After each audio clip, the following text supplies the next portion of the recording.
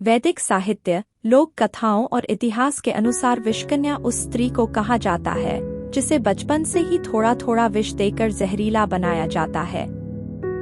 इन्हें विषैले वृक्ष और जीव जंतुओं के बीच रहने का अभ्यस्त बनाया जाता है। इसी के साथ ही स्त्रियोचित गुणों जैसे गायन, नृत्य और संगीत की शिक्षा भी जाती है। इन्हें सभी प्रकार की छल विद्याओं में माहिर बनाया जाता है ताकि राजाओं द्वारा इनका इस्तेमाल करके शत्रु राजा को छलपूर्वक मृत्यु के घाट उतारा जा सके। विषकन्या कई प्रकार से शत्रु राजाओं के शरीर में अपना विष पहुंचाने की अभ्यस्त होती है। जैसे विषकन्याओं का श्वास बहुत ही जहरीला होता है। यदि कोई उनका निश्वास अपने अंदर ग्रहण करे तो कुछ ही क्षणों में वह बीमार हो सकता है या उसकी मृत्यु हो सकती है।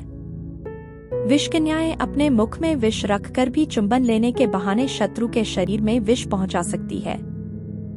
विषकन्या की ऐतिहासिक कहानी।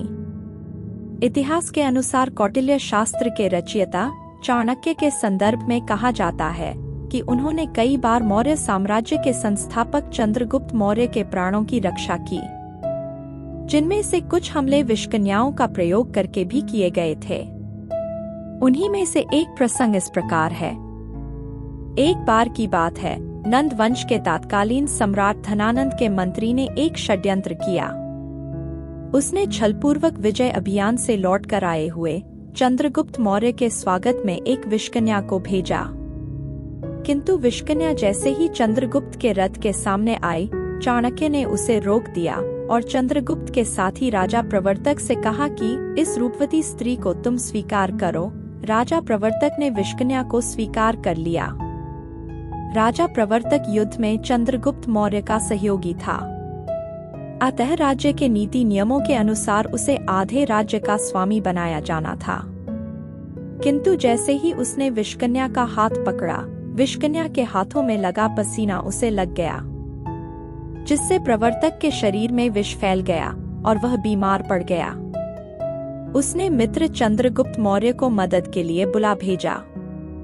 चंद्रगुप्त ने राज्य के सभी वैद्यों को उसकी चिकित्सा करने के लिए नियुक्त कर दिया, किंतु जहर शरीर में इतना फैल चुका था कि उसे नहीं बचाया जा सका और अंततः उसकी मृत्यु हो गई। इस घटना से कुछ इतिहासकार यह मतलब निकालते हैं कि चाणक्य ने जानबूझकर विषकन्या को राजा प्रवर्तक के पास भेजा था। उनका मानना है कि चंद्रगुप्त की प्राण रक्षा के लिए राजा प्रवर्तक का मरना जरूरी था।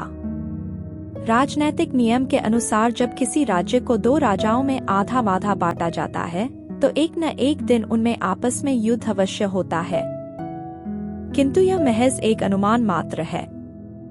इस घटना के बाद चाणक्य ने चंद्रगुप्त को भविष्य में विषकन्या और विष के प्रभाव से बचाने के लिए भोजन के साथ अल्प मात्रा में जहर देना शुरू कर दिया तथा दिन प्रतिदिन उसके आहार में विष की मात्रा बढ़ाते रहने की व्यवस्था की, ताकि चंद्रगुप्त भविष्य में जाने अनजाने में भी किसी विषकन्या के संपर्क में आए तो उससे सुरक्षित रह सके। इस प्रकार चंद्रगुप्त विष के प्रभाव से पूर्णतः सुरक्षित था। एक दिन की बात है, जब सम्राट चंद्रगुप्त भोजन कर रहे थे, तभी वहां उनकी गर्भवती महारानी का आगमन हुआ। महाराज को भोजन करते देख महारानी की भी इच्छा हुई कि महाराज के साथ भोजन करें। अपनी इच्छा के अनुरूप महारानी ने चंद्रगुप्त की थाली में से भोजन का एक कौर उठाकर खा लिया।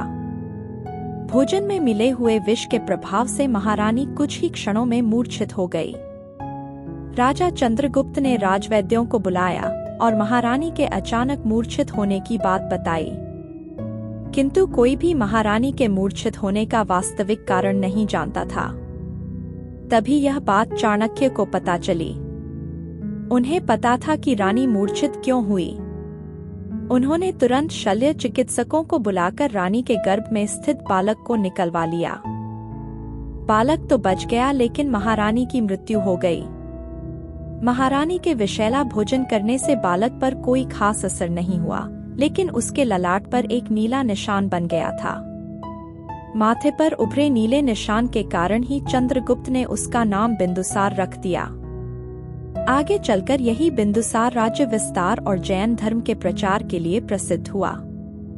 इस प्रकार विषकन्याओं द्वारा छलपूर्वक शत्रु राजाओं की हत्या की जाती थी तथा राजाओं के शुभचिंतकों द्वारा उसकी सुरक्षा करने के लिए उन्हें भी प्रतिदिन अल्प मात्रा में विष देकर विषपुरुष बना दिया जाता था, ताकि विषकन्या का उन पर कोई खास प्रभाव न पड़े।